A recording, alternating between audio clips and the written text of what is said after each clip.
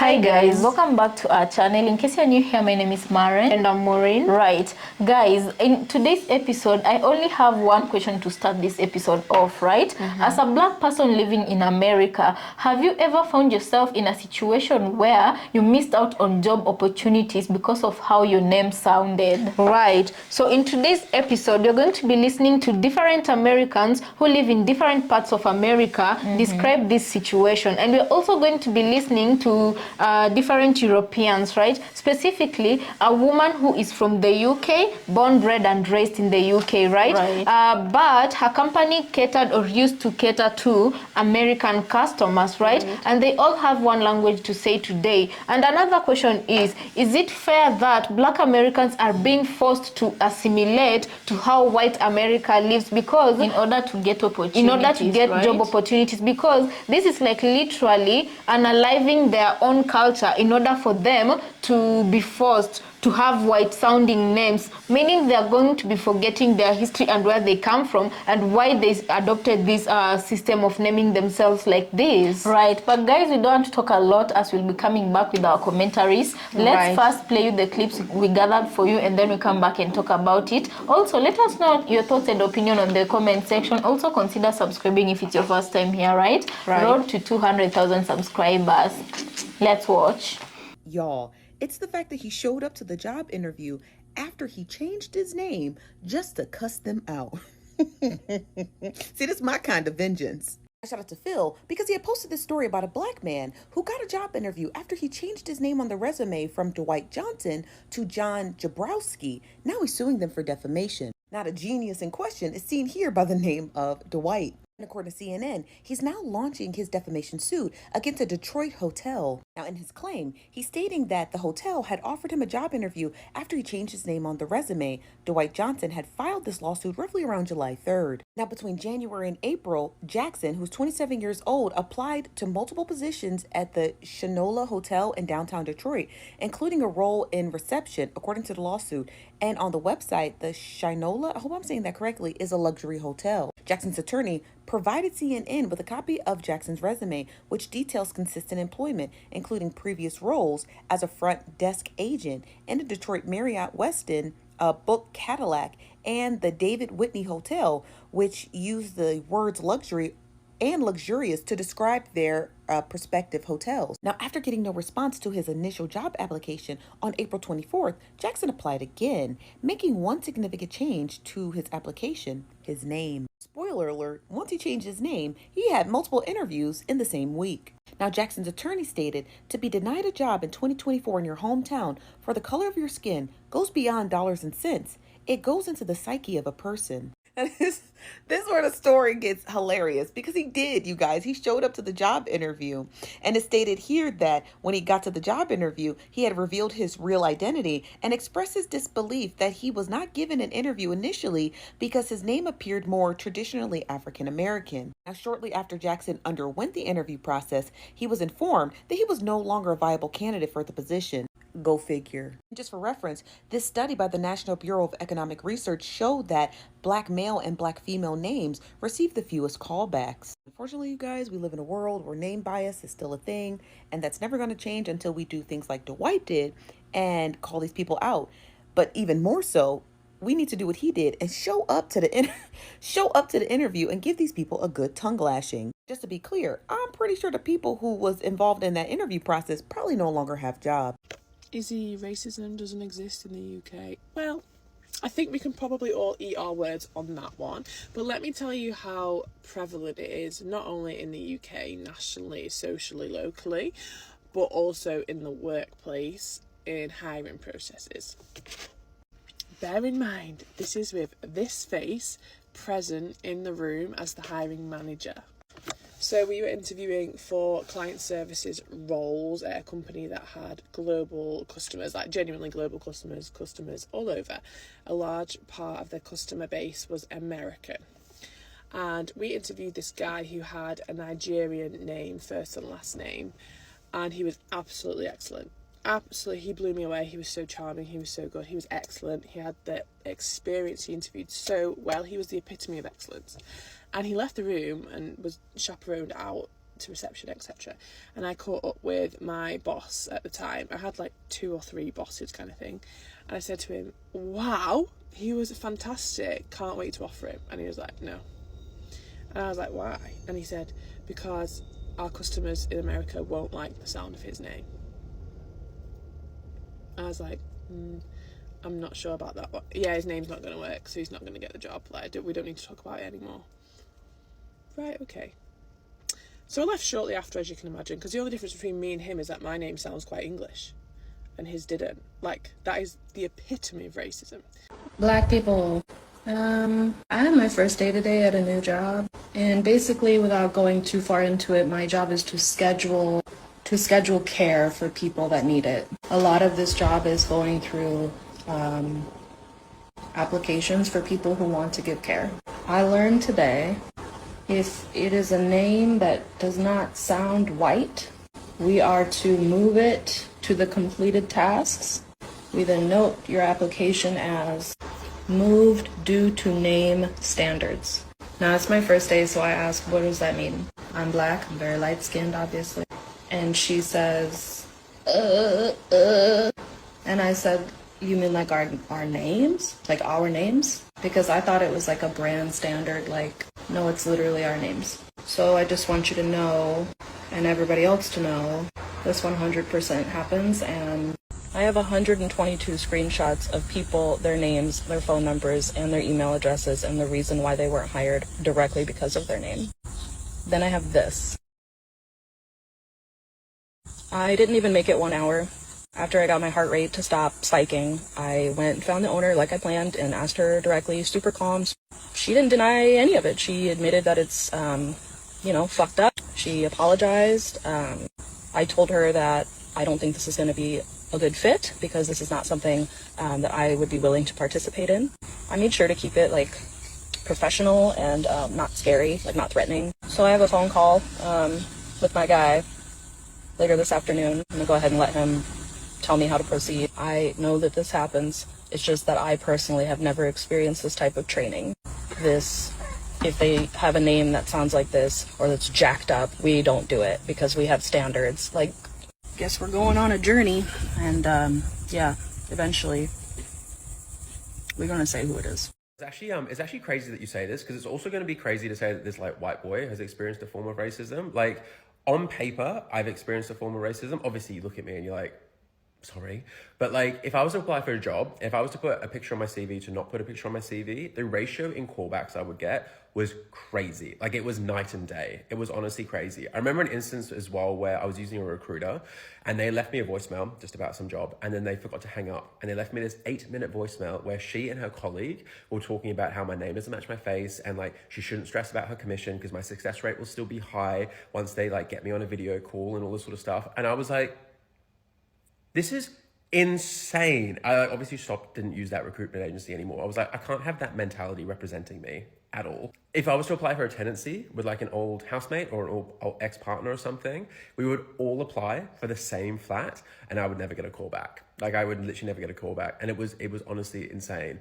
Me saying this is not like oh, woe is me, like this poor white boy sort of situation. That's not what I'm saying. I'm not comparing my situation to anybody else either. I'm strictly just responding to this comment in these instances where this has happened to me. I guess it also filters out the crap. So like, if that is the way that you're thinking, is that the way that you run your business, that's not where I want to be. So TikTok, this video is for educational purposes only. University of Berkeley conducted a name discrimination study, and what they found is that Lakeisha and Jamel are less likely to be hired than Emily and Greg. They sent out 83,000 job applications to 108 Fortune 500 employers. Of these 83,000 job applications, half of them had white-sounding names and the other half had black-sounding names.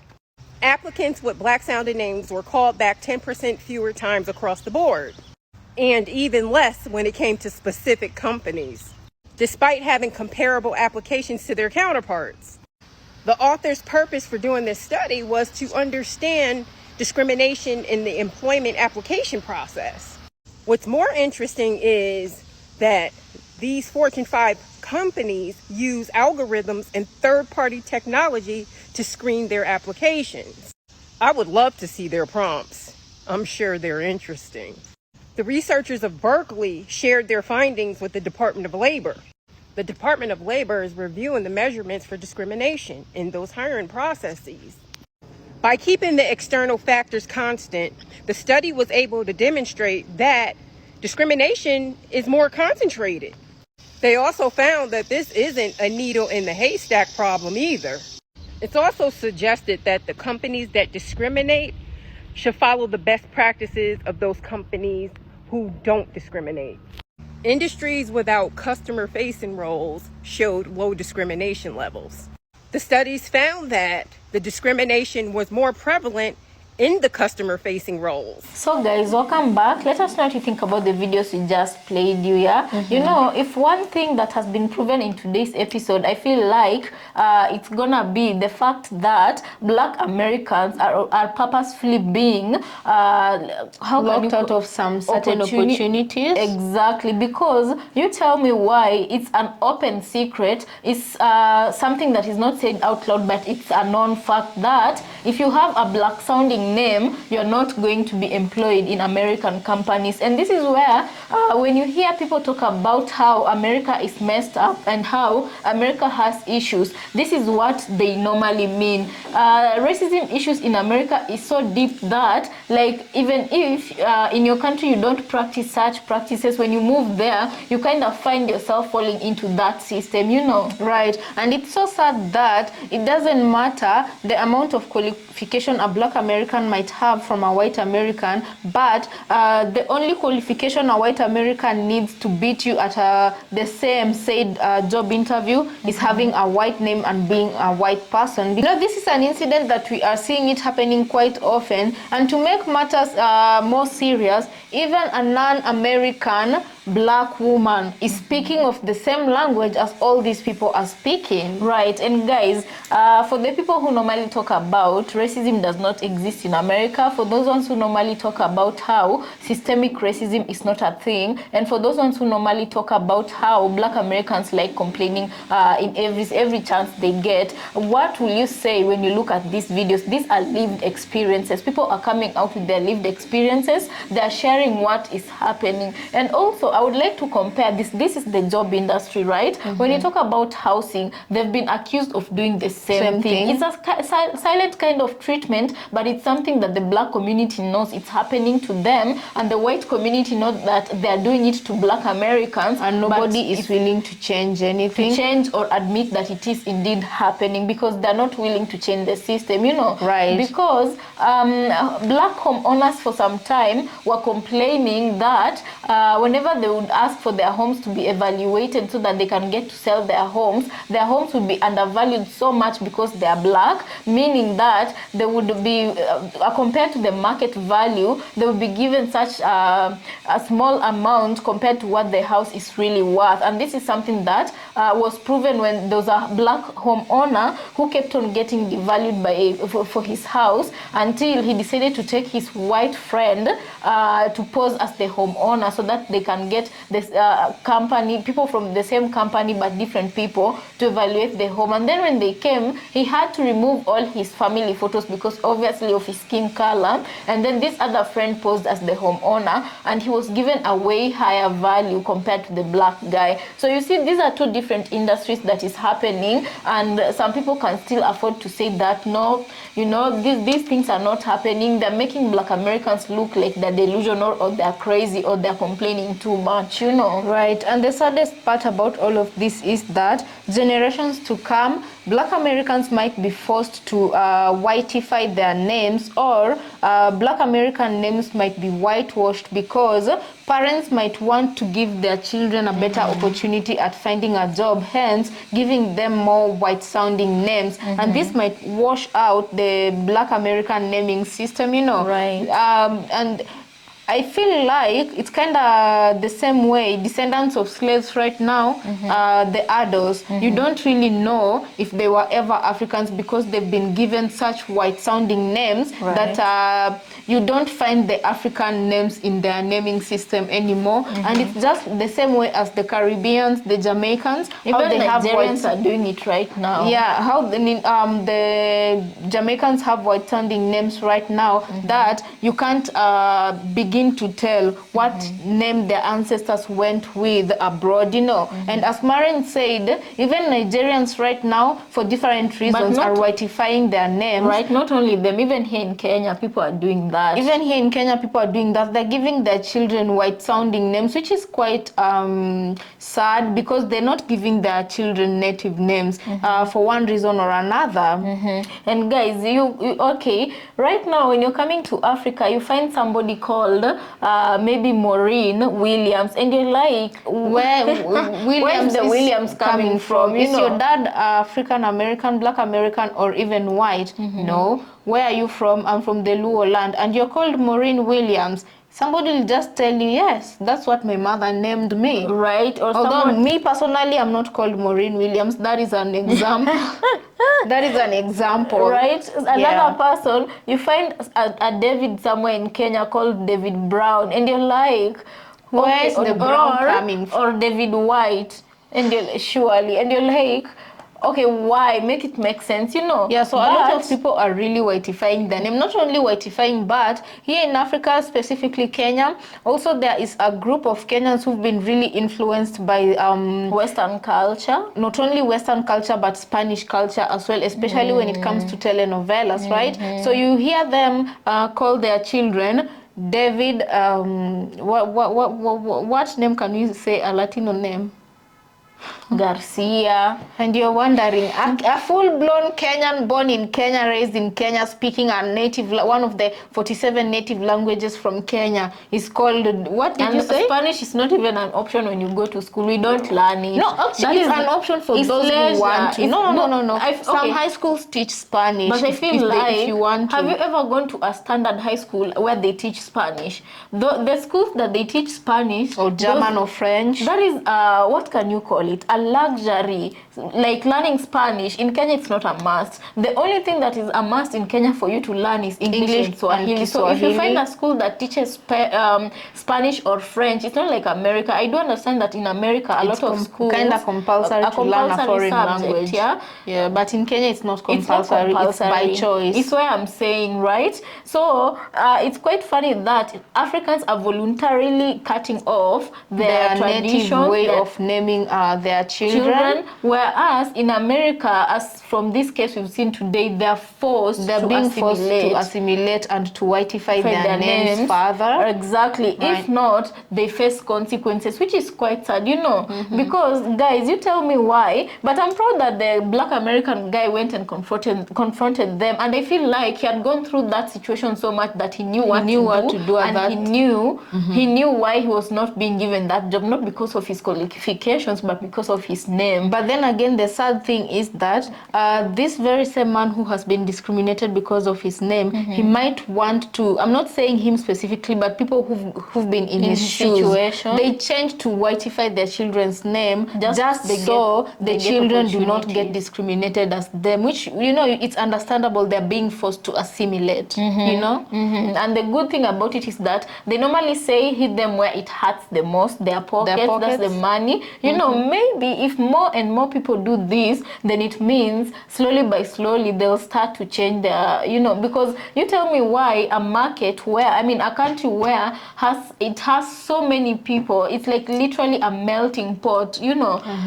Tell me why this country only aims to hire white people with white sounding names and discriminates against black people, and also the black people make a certain percentage of its population and contribute to the country's, you know, growth. Tell me Right. why that is. And even we've seen the example of that white man whose name was putting him into troubles, because if he only applies jobs with his names, even him, he knows he won't get that job until they see his face, you know. Right, and this is why today we are leaving you with a very important question pertaining this subject, like what can be done to remedy this situation. It's a bit of a heavy question, but what can be done for Black Americans to retain their names and get opportunities at the same time? Yeah, suing is one option, but it doesn't work as fast as what can be done. Like what can be done. It is a step. It is Anyway, a guys, step. let us know what you think about this episode on the comment section. We'd like to very much hear from you. Also, let us know the question we asked here. Have you ever found yourself, I know there's a lot of people on our podcast who have experienced such. Have you ever experienced a situation where you are being locked out of an opportunity, maybe owning a home or getting a job or going to the hospital because of your name or because of how you looked? You know, and talk to us about that experience. Yeah, right. So guys, let us know what you think about this episode. Also consider subscribing if you're new to our channel, and we'll see you on our next episode.